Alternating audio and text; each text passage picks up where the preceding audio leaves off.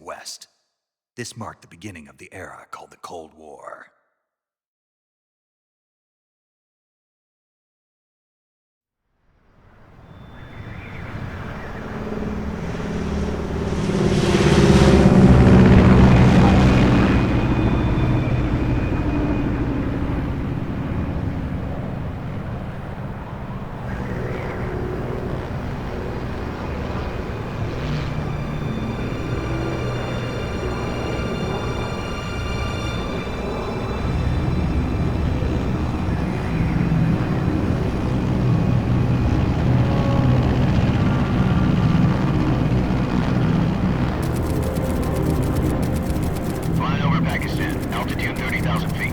Approaching Soviet airspace.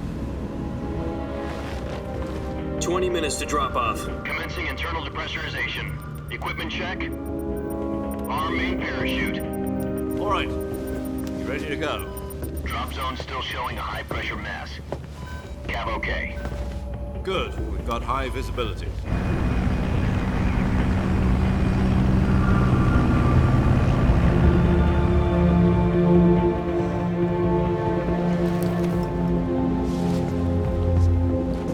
Put out that cigar.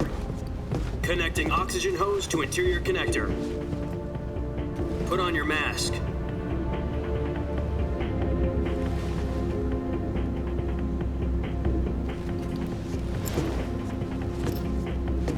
Does this panty waste know what he's doing? Approaching release point. 10 minutes to drop off. Hey, are you deaf? He said put out the cigar and put on your mask.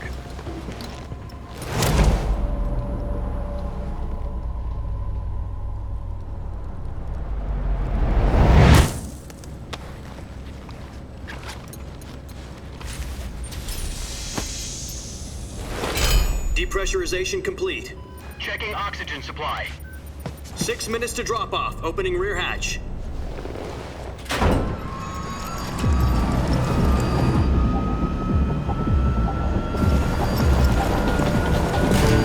Sunrise.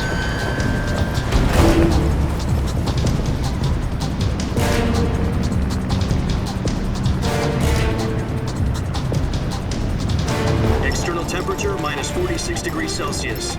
2 minutes to drop off. Stand up. You'll be falling at 130 miles per hour. Try not to get frostbite from the wind chill. 1 minute to drop off. Move to the rear. Activate the air bottle. This is one for the history books. The world's first halo jump.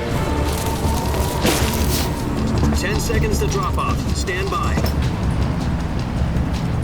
Status okay. All green. Prepare for drop-off. Countdown. 5, 4, 3, 2, 1. Spread your wings And fly. God be with you.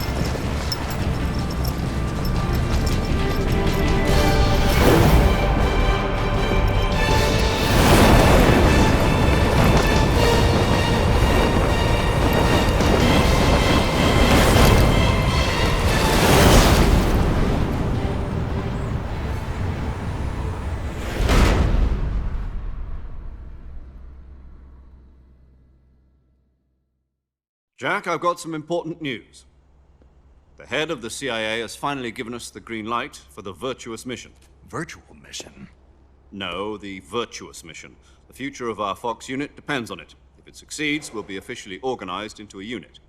Virtuous mission? Sounds like some kind of initiation ritual. You know, don't get cocky. This isn't a training op. Right. So what exactly is this wonderful mission? Well, about 2 years ago, a certain Soviet scientist requested asylum in the West through one of our moles. His name is Nikolai Stepanovich Sokolov. He's head of the OKB-754 Design Bureau, one of the Soviets' top-secret weapon research facilities, and the East's foremost expert on weapons development. Sokolov? Isn't he that famous rocket scientist? The very same. On April the 12th, 1961, the Soviets achieved the first manned spaceflight in history. The Earth was blue, but there was no God. Well spoken. The rocket that carried Yuri Gagarin into orbit was the A-1, known as the Vostok rocket. Sokolov is said to be the man most responsible for the multi-engine cluster used in that rocket. After Gagarin's flight, Sokolov left rocket development to become the head of the newly established Design Bureau. From a lowly technician to head of a design bureau, that's quite a success story, so why'd he want to defect? It seems he'd become afraid of his own creations. Afraid? Call it a crisis of conscience. And for that, he left his country and his family behind and went over the fence? Not exactly. One of his conditions was that his family was also to be taken safely to the west. We used a mole to get the family out first and succeeded in sneaking Sokolov over the Berlin Wall shortly afterwards. I was the one who conducted the operation. The security on the eastern side was still full of holes back then. Then what?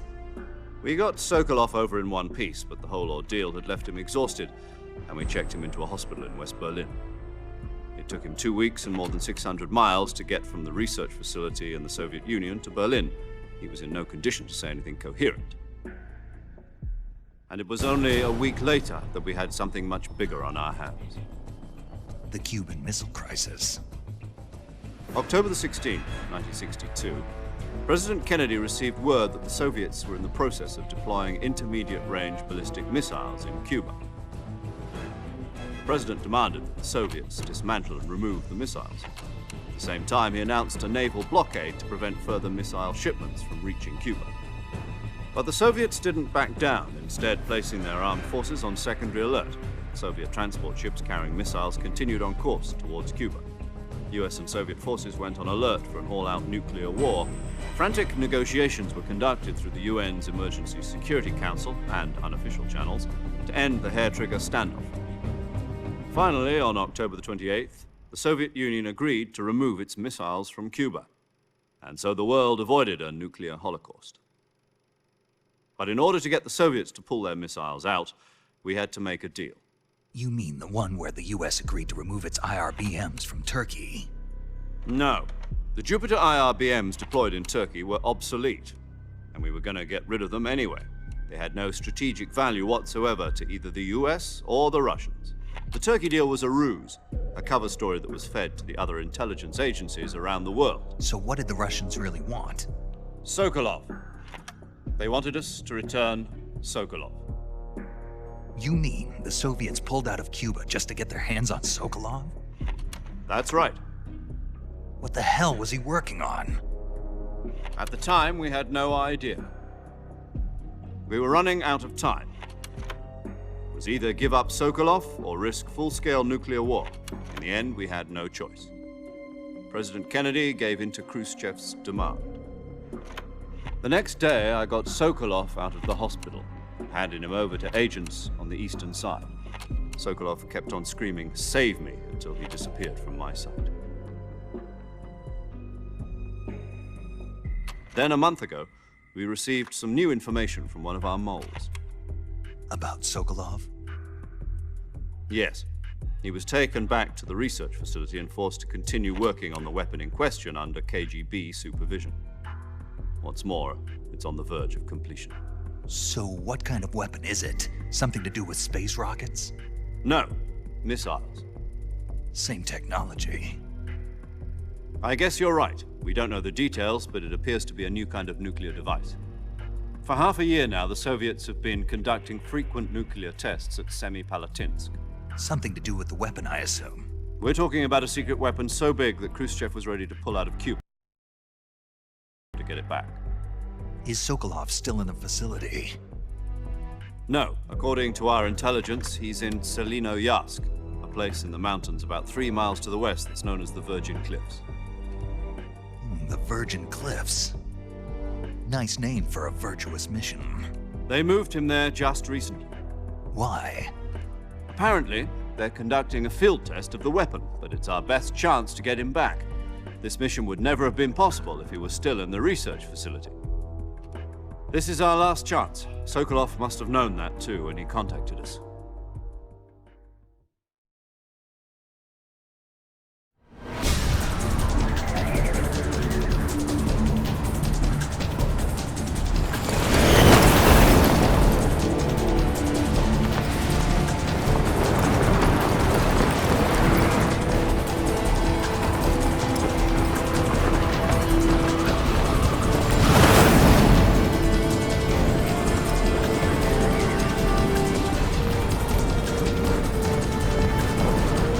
up, Jack.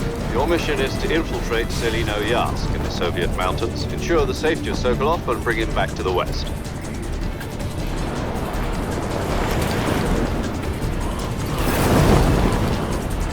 If we don't get Sokolov back before that weapon is complete, we'll be facing a major crisis. The clock is ticking.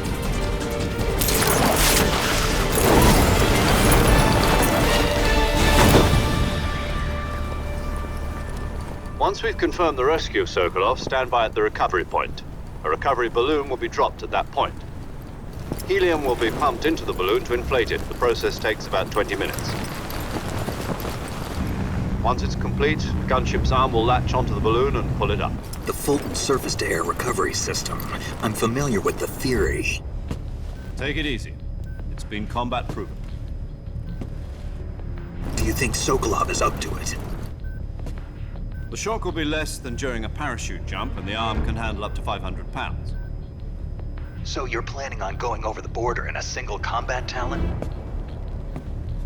She's equipped with two 6-barrel 20mm Vulcan cannons, as well as two 40mm machine guns. Sounds like she could hold her own against a battalion of tanks. Even with the fuel in the reserve tank, we're facing a 4-hour time limit. If all goes well, it shouldn't take more than a few hours. Home in time for dinner. But if anything goes wrong, you'll be eating dinner, breakfast, and all the rest of your meals in the jungle.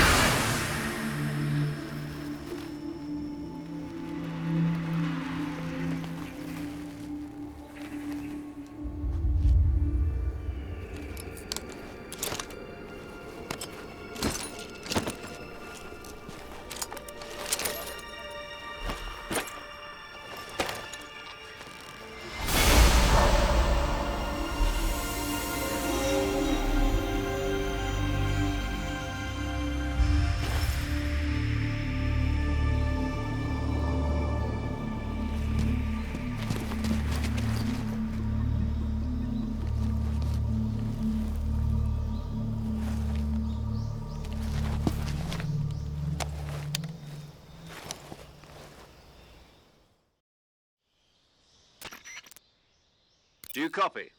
You're already in enemy territory, and somebody might be listening in. From here on out, we'll be using code names to refer to each other. Your code name for this mission will be Naked Snake. I'll be referring to you as Snake from now on. You're not to mention your real name. Snake? What, you don't like snakes? What do you mean? Well, you've eaten one before, haven't you? In survival training? I'm glad to hear that. I don't know if I'd ever order one in a restaurant, but... Be careful, you might not have a choice. What about you, Major? What should I call you? Let's see. I'll be Tom. Call me Major Tom. This will be a sneaking mission. You must not be seen by the enemy. You must leave no trace of your presence. Is that clear? This kind of infiltration is the Fox unit's speciality. In other words, weapons and equipment are procured on site. That goes for food as well. You're completely naked, just as your name implies. Great. Now I see why you asked me if I like snakes. I suppose calling me Snake was your idea of a joke, too. No, there's a good reason for that. I'll tell you later when the time is right. Gotcha. Getting back to the subject, how exactly am I supposed to feed myself? You've been issued a knife and a tranquilizer gun. Use them to hunt for food. You'll also find some medical supplies in your backpack. Yeah, about the backpack. I lost it in a tree on the way down. I see. Well, you'd better go back and get it then. You know where it is? No problem. I can see it from here. It's stuck on a branch. To climb a tree, stand in front of a tree that's covered in ivy and press the action button. I'll be monitoring your progress over the radio. We can't risk violating Soviet airspace, but I'll be in the gunship. My frequency is 140.85. I'll give you a call if I need to talk to you. If you need to talk to me, use the send function. Okay, Snake, go get your backpack.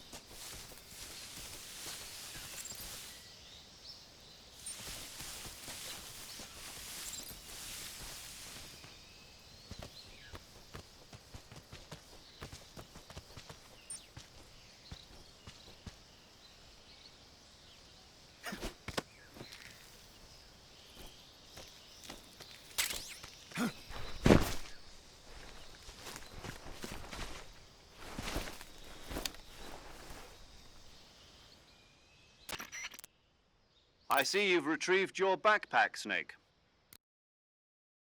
To equip a weapon, it's necessary to take it out of your backpack. In the survival viewer, choose Weapon from the backpack. Your available weapons will be displayed